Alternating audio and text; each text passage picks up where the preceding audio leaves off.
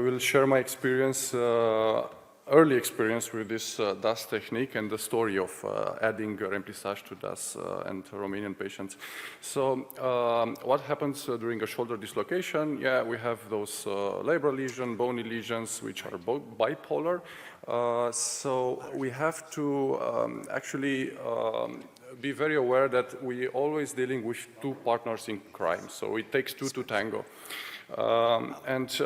This is, I really agree with George, what he explained us. Yeah, we have this glenoid tract. We measure everything. We have the peripheral tract.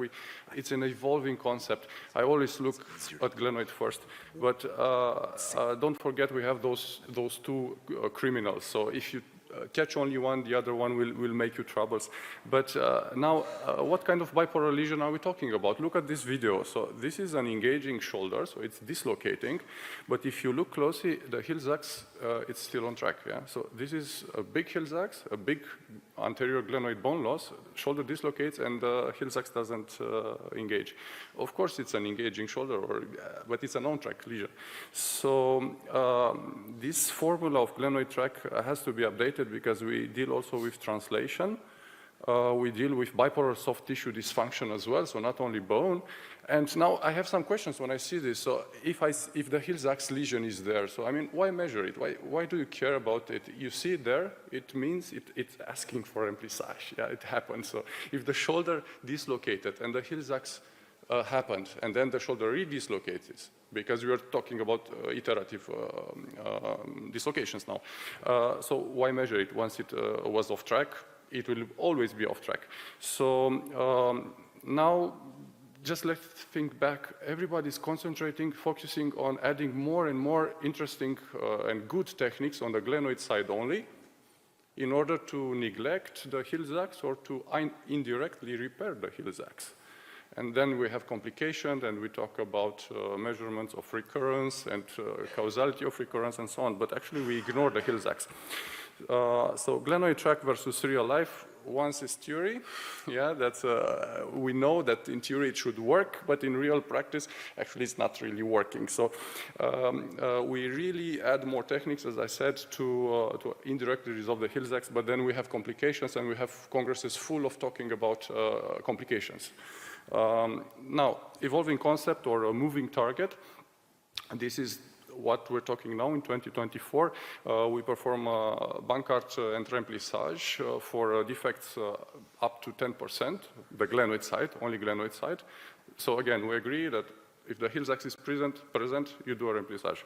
Now, over 15 or 20%, it's still moving, as I said, yeah, with collision athletes and so on. We have bony procedures, and somewhere in between, we have this gray zone, which is our moving target today. It should be DAS, ASA, or BLS, plus minus Remplissage, we still don't know. So future calculus of glenoid tract should include distance to dislocation. I think this is more important than the Hill-Sachs measurement itself. Then we have to compute the translation as well. We're dealing with a soft tissue disbalance as well, which is bipolar and bony bipolar lesion. So it's quite complex. And then we add laxity, which can be physiological. When you repair an adolescent, he is very elastic. Yeah, at 16 years old, he's super elastic, which is physiological. And you have hyperlaxity, which, yeah, constitutional or pathologic. So we have to define subcritical bone loss as well. We have a lot to do for updating this formula. Now, would you still perform an isolated Bankart repair when you know the recurrence rate and all the complications? Of course, no. Everybody agrees that we have to add a Remplissage. Same with bony procedures. I mean, you have to be careful when you indicate these bone augmentation techniques in order to ignore the big Hill-Sachs behind. This is another proof that adding Remplissage to Bankart repair is very good, and it brings similar results to Latarjet, but with less complications in selected patients, of course. Now, updates on DAS and Remplissage biomechanics. This is a new study. It's published in 2nd of February. It's very fresh out of the lab. And they did a cadaveric study in Shanghai. And they demonstrated that Remplissage alone could decrease the anterior translation. So if you perform this Remplissage, actually, you resolve one problem, the soft tissue translation in the front. without load for on-track lesion. But if you put DAS alone, it's very helpful for abduction, external rotation, up to 90 degrees. At 90 degrees is pretty weak. But they discuss in their paper that both Remplissage as well as DAS, they significantly reduce the residual anterior instability compared to Bankart repair alone in bipolar bone loss models. So actually, if you add Remplissage, you pull the humeral head behind, you center, you resolve one problem, and everything is simple now. You can add a simpler procedure in the front on the glenoid, something with less complications. So that makes sense to me now, finally. But the study is fresh. But what happened, I was fresh out of the fellowship, getting back in Romania. I didn't have a Latarjet kit for the arthroscopic Latarjet, and I had to offer something to my patients. And they were like neglectors. More than 20 instability cases with not so big glenoid bone loss in the front, so about 15 up to 20%. And Latarjet wasn't an option, and I already knew about the studies, about the DAS. And one patient came to me and said, hey, I neglected the surgery. I didn't want the surgery because I'm very aware about the complications of Latarjet.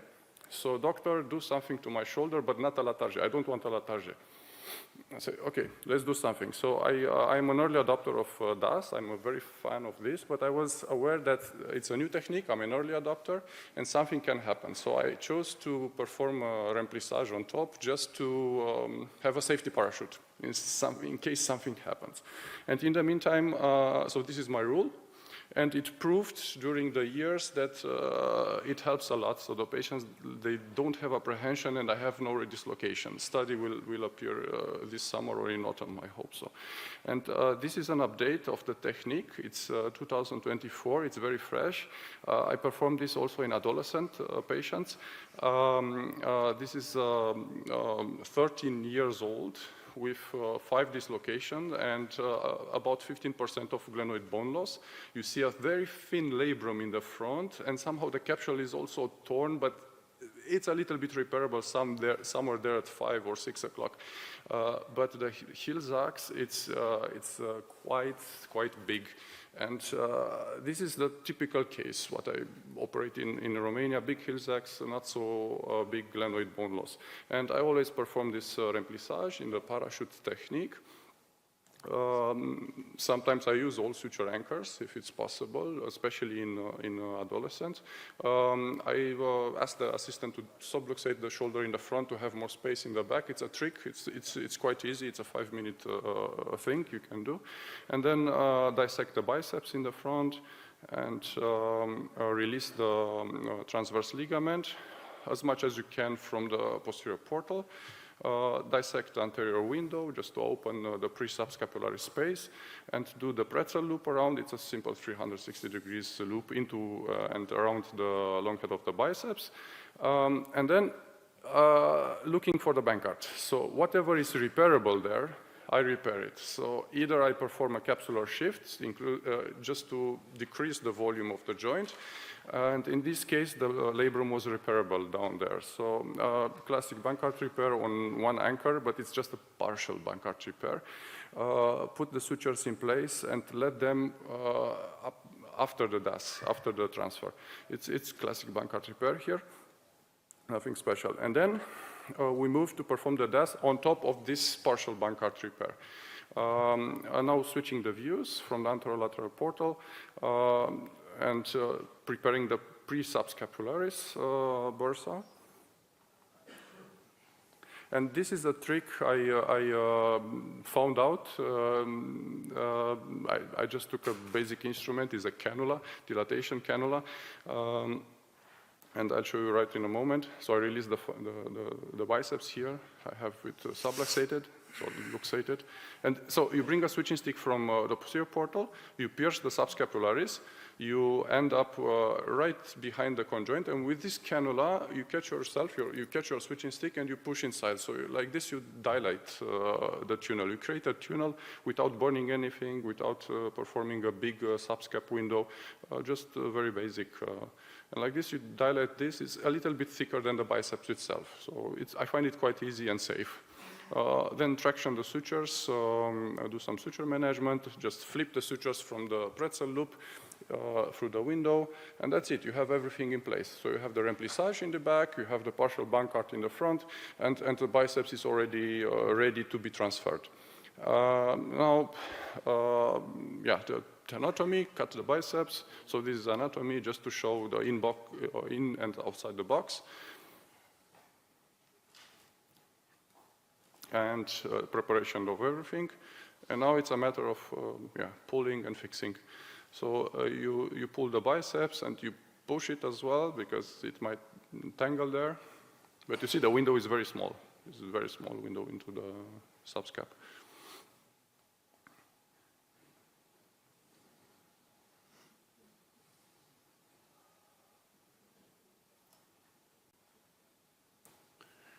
And then when you pull, it comes very easy, so that's it. And then you charge everything on a push lock and you tie it.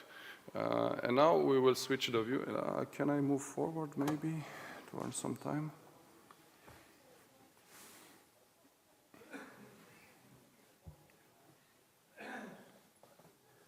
Okay. And that's it. So this is the DAS.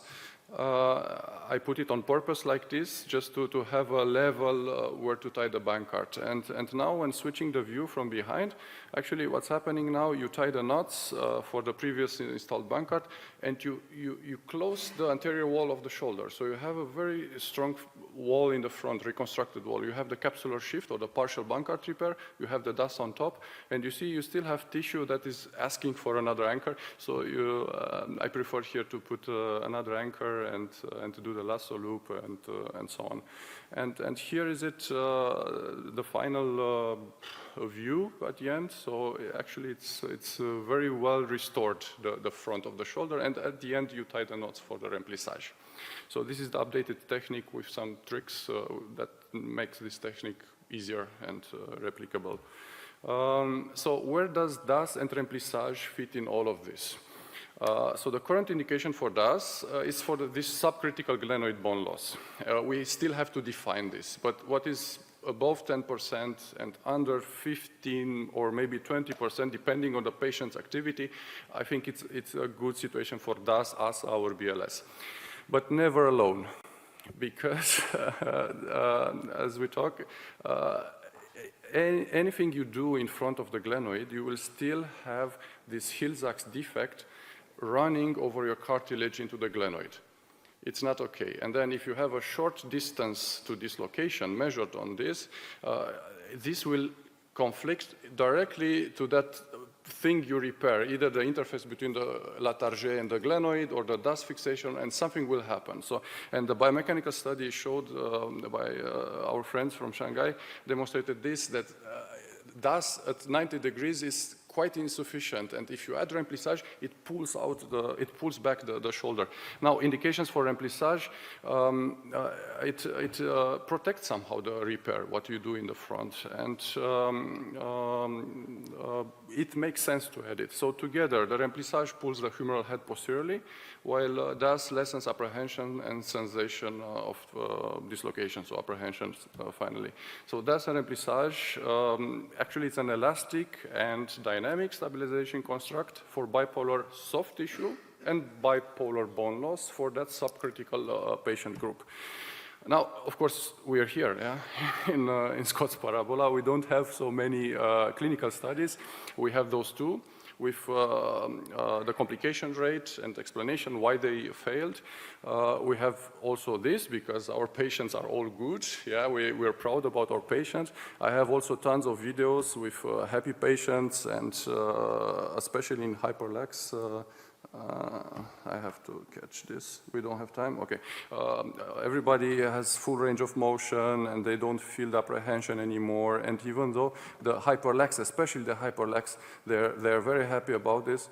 And overall, it makes a good sensation. But for me, actually, it's Remplissage working this. It's a good solution to add Remplissage. So full range of motion and force. Future research and discussion. So it takes two to tango. We have a problem with the Hills-Ax, so two criminals, yeah, the Hills-Ax and the glenoid. We want to simplify our work. If you rule out the Hills-Ax with a Remplissage, you have only one problem in the front. And if you ruled out the Hills-Ax, then you can add procedures in the front of the glenoid that bring less complications and they're stronger for the long term. We have to update the glenoid track formula, taking in consideration the distance to dislocation, the translation, the elasticity, level of activity, and so on. Of course, to define subcritical bone loss. And soon I will bring data on DAS Remplissage on my patients in Romania. Thank you.